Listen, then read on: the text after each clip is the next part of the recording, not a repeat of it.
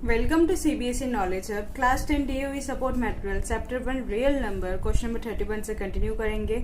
So on a morning work 3% step of together and their step measure 40 centimetre 42 centimetre and 45 centimetre respectively. तीन लोग थे जो morning work के लिए निकले थे. तो तीनों ने ही एक साथ ही स्टार्ट किया. एक लेट सपोज ये एक पॉइंट है तो यहाँ से तीन जो लोग हैं तीनों ने ही एक साथ शुरू किया होगा.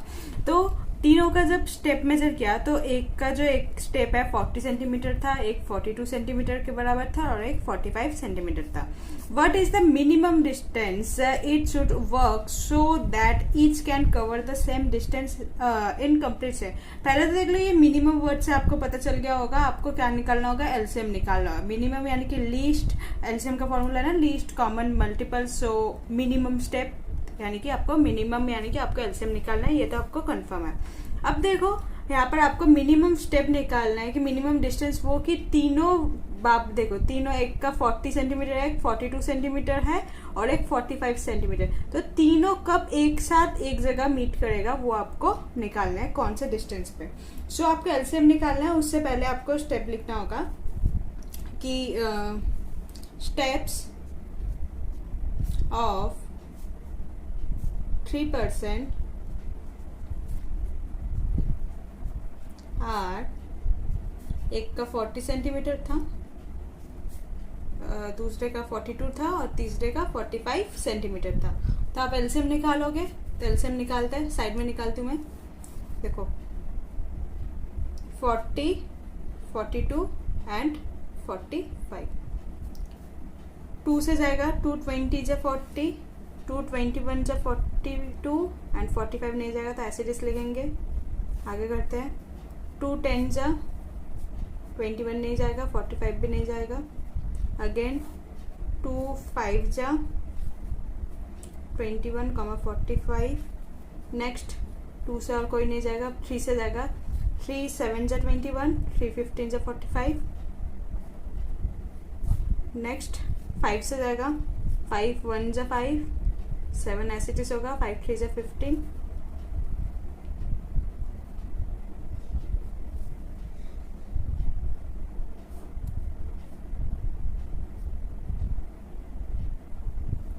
फिर 3 से और एक बार जाएगा, 3 1 जा 3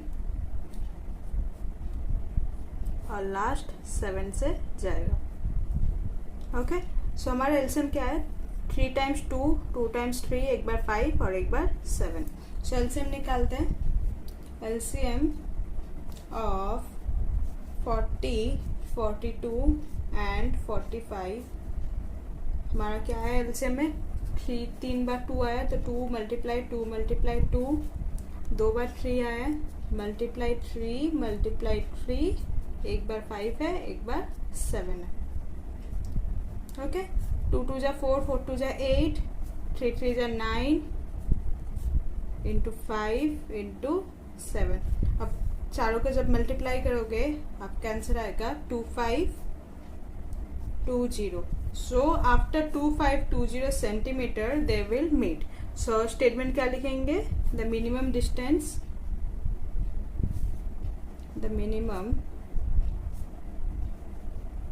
distance required to meet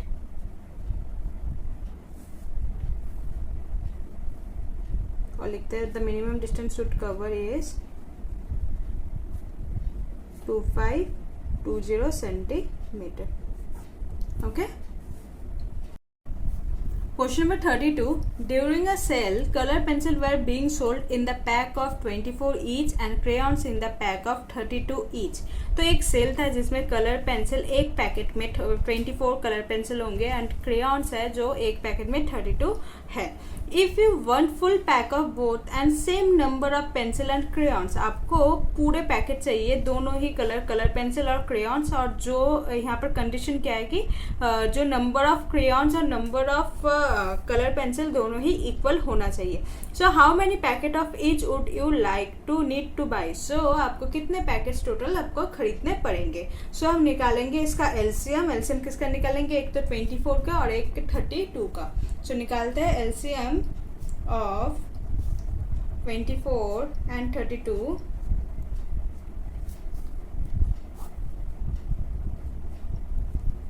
2 12 is 24, 2 16 is 32, 2 6 is 12, 2 8 is 16, 2 3 is 6 and 2 4 is 8, 2 2 is 4, 2 1 is 2 and last 3 1 is 3.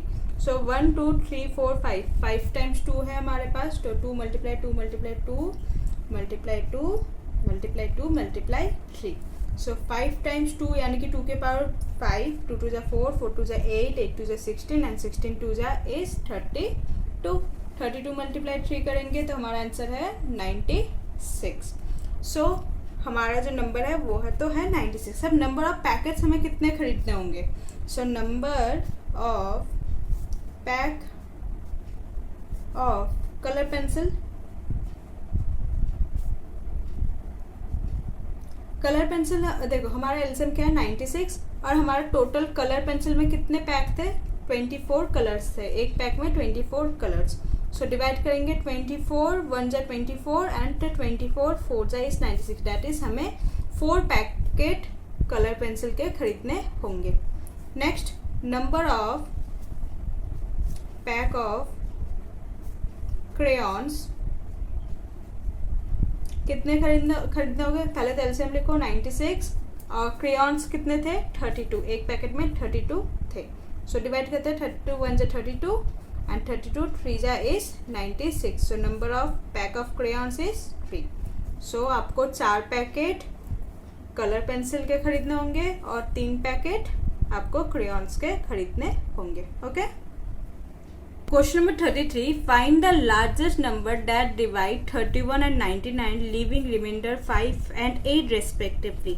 आपको लार्जेस्ट नंबर निकालना है यानी कि आपको एचसीएफ निकालना है, लेकिन कंडीशन यहाँ पर है कि जो 31 और 99 है उसमें रिमाइंडर बच रहा है यानी कि 5 और 8 रिमाइंडर बच रहा है. सो पहले तो हम कंडीशन को सेटिस्फाई करते हैं. 31 से आप 5 रिमाइंडर है यानी कि 31 से आप 5 को माइनस कर दो, 31 माइनस 5 करो तो क्या होगा आपका आंसर 26. नेक्स्ट नंबर कौन सा था हमारा 99. सो 99 से हमें क्या माइनस करना है? 8 को माइनस करना है क्योंकि 8 रिमाइंडर था. सो 99 से जब 8 माइनस करोगे आपका आंसर आएगा 91. अब इन दोनों का आपको क्या निकालना है? लार्जेस्ट नंबर बोला है तो आपको एचसीएफ निकालना है. 26 का निकालते हैं. 2 13 जा is 26 and 13 is a prime number, so 13 1 जा इज 13. और 91 का भी निकालते हैं एक बार. 7 13 जा इज 91 एंड 13 1 जा इज 13. सो आपको निकालना क्या था? एचसीएफ निकालना है. एचसीएफ ऑफ 26 एंड 91 क्या होगा? 26 में से हमें क्या मिला? 2 मल्टीप्लाई 13 और 91 में से हमें क्या मिला? 7 मल्टीप्लाई 13. सो 13 यहाँ पर हमारा कॉमन है. So HCF of 26 and 91 is 13. That is our largest number should require is 13. Question number 34, the HCF of 65 and 117 is expressible in the form 65m minus 117. ऐसा सिमिलर क्वेश्चन हमने पहले भी एक किया है. तो देखो find the value of m. तो आपको एचसीएफ निकालना है इन दोनों का. जो इसका एचसीएफ आएगा उसके साथ आपको इस इक्वेशन को इक्वेट करना होगा. फिर उसके बाद आपको m की वैल्यू निकालना है. एचसीएफ निकालने के बाद आपको वही मेथड से, प्राइम फैक्टराइजेशन मेथड से आपको इसका एलसीएम भी निकालना होगा. सो सिंपल हमें 65 और 117 का एचसीएफ एलसीएम दोनों ही निकालना होगा पहले तो पहले 65 क्या लिख लेते हैं. 65 5 13 जा इज 65. ओके. नेक्स्ट 117 का भी निकालते हैं. 3 39 जा इज 117, 3 13 जा इज 39 एंड 13 1 जा इज 13.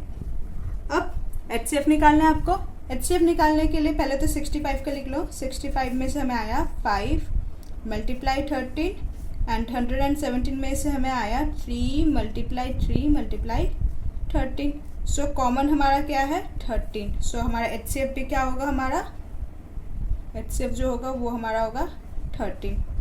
अब एलसीएम भी निकालना था हमें. देखो यहाँ पर लिखा भी है एलसीएम भी निकालो इसका. तो एलसीएम कैसे निकालते हैं? जो कॉमन है वो एक बार लिखते हैं, उसके बाद जो अनकॉमन, जो कॉमन नहीं आया उसे भी हमें लिखना होगा. 5 एक बार आया और 3 2 बार आया है.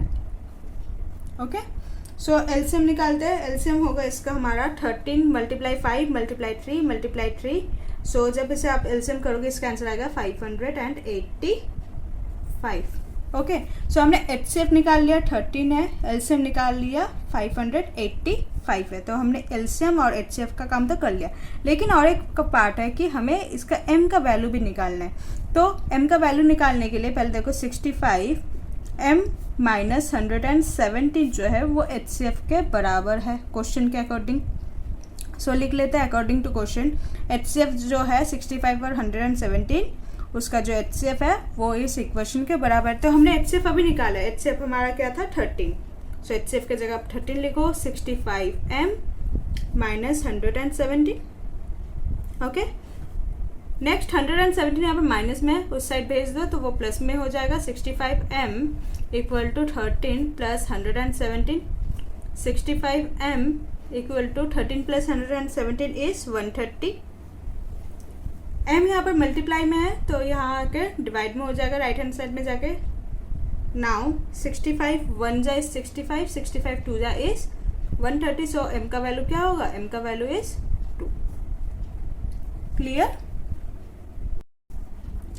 Question number 35, find HCF and LCM of 26, 65 and 117 using prime factorization method। आपको HCF और LCM निकालना है 26, 65 और 117 को प्राइम फैक्टराइजेशन मेथड से। सो 26 का लिखते हैं 2, 13 जा 26, 13 1 जा इज 13। 65 का करते हैं 5, 13 जा इज 65 एंड 13 1 जा इज 13। एंड 117 का भी लिखते हैं फैक्टर्स।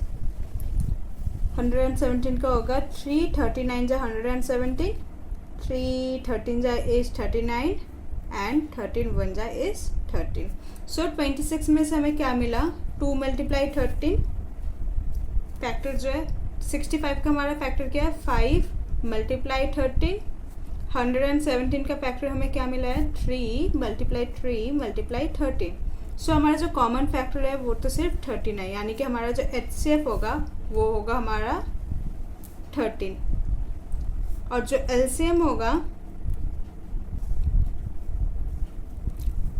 वो जो कॉमन है उसे हम एक बार लिखेंगे और जो अनकॉमन है उसे हम सारे लिख देंगे। 2 मल्टीप्लाई 5, यहाँ पर 3 और यहाँ पर भी 3 मल्टीप्लाई करते हैं। 2 5 जा इज 10 एंड 3 3 जा इज 9 एंड यहाँ पर 13 है। सो 13 9 जा इज 117 मल्टीप्लाई 10 दैट इज 1170। सो आपका एलसीएम क्या होगा? 1170। ओके, सो क्वेश्चन नंबर 36 से हम नेक्स्ट वीडियो में कंटिन्यू करेंगे। So hope you like this video. Please like, share and subscribe. Thank you.